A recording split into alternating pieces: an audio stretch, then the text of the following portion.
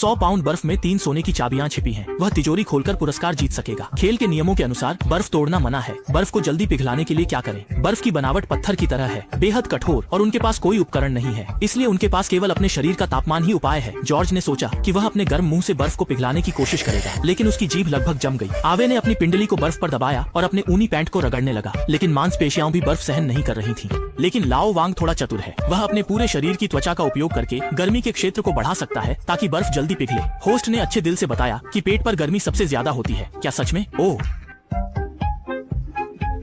बड़े चाचा को भेजने वाले थे। तभी आवे ने देखा कि उसके हाथ में एक अंगूठी है जिसका उपयोग वह बर्फ को खुरचने के लिए कर सकता है। जॉर्ज ने अपनी जेब में एक कार्ड पाया जिससे वह बर्फ के टुकड़ों को भी खुरच सकता था। कहानी को घर देखना है। जब तक नियमों का उल्लंघन न हो, किसी भी चीज का उपयोग किया जा सकता है। वे तेजी से पूरे क्षेत्र की तलाशी लेते हैं। लाओ वांग को एक ड्रिल मिलती है, जॉर्ज को एक प्राइबा मिलता है और आवे को केवल एक प्लास्टिक पाइप दिखाई देता है। इतनी कठोर बर्फ के साथ उपकरणों का उपयोग करके केवल बर्फ के टुकड़े ही हटाए जा सकते हैं। इसे तोड़ना बहुत मुश्किल है। 20 मिनट की पिघलाने के बाद आंखों से देखा जा सकता है कि बीच में थोड़ी गहराई आ गई है, लेकिन चाबी के स्थान तक अभी भी बहुत दूर है। होस्ट एक हैंडबैग लाता है और अगर वे सवाल का सही जवाब देते हैं तो वे अंदर के उपकरण ले सकते हैं। सवाल पूछा गया, 2000 सालों का ओलंपिक खेल किस शहर में हुआ था? जॉर्ज ने जल्दी से जवाब दिया, बीजिंग, जबकि लाओ वांग ने कहा सिडनी। सही जवाब देने पर लाओ वांग ने एक हैंडबैग जीता जिसमें एक हेयर ड्रायर था। उसने तेजी से बर्फ के टुकड़े को एक तरफ किया और हेयर ड्रायर की गर्मी से बर्फ को पिघलाने लगा। पानी का बहाव बहुत तेज था और सच में यह बहुत मेहनत बचा रहा था, लेकिन इसका उपयोग केवल 1 मिनट के लिए ही किया जा सकता था। होस्ट ने अगला सवाल पूछा, टाइटैनिक का प्रस्थान बिंदु कहाँ था? आवे ने जल्दी से जवाब दिया, अमेरिका का न्यूयॉर्क, जबकि लाओ वांग का जवाब था इंग्लैंड का साउथहैम्पटन। इस बार लाओ वांग ने फिर से सही जवाब दिया और 2 सैंड पेपर जीते जिनकी खुरदुरी सतह बर्फ को रगड़ने के लिए एकदम सही थी।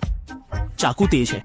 लाओ वांग की गहरी खाई और भी बड़ी हो गई। जॉर्ज लगातार पिघले हुए बर्फ के पानी को चूस रहा है। उसके पास कोई उपकरण नहीं है, इसलिए उसे मुंह से ही हवा फेंकनी पड़ रही है। आवे ने बर्फ के टुकड़े को पलटा और एक नए दिशा में उसे गर्म करने की कोशिश की। समय बीतते बीतते 40 मिनट हो गए। पिघली हुई खाई और भी बड़ी हो गई और अब उसे चिंता होने लगी कि कहीं ये टूट न जाए। केवल हाथों का क्षेत्र चाबी के करीब होना ज्यादा सुरक्षित है। वे दोनों हाथों से बारी बारी से रगड़ते रहे और बीच का छिद्र भी बड़ा होता गया। होस्ट ने तय किया कि उपकरण नहीं दिया जाएगा ताकि वे अपनी मर्जी से काम कर सकें। जॉर्ज बर्फ के टुकड़े को लेकर बाथरूम गया। बहते पानी से बर्फ को पिघलाना चाहता था। आवे ने बर्फ के टुकड़े को नाले पर रखकर रगड़ना शुरू किया, जबकि लाओ वांग ने कोई कार्रवाई नहीं की। अपने हाथों से बर्फ को खुरचने पर जोर दिया।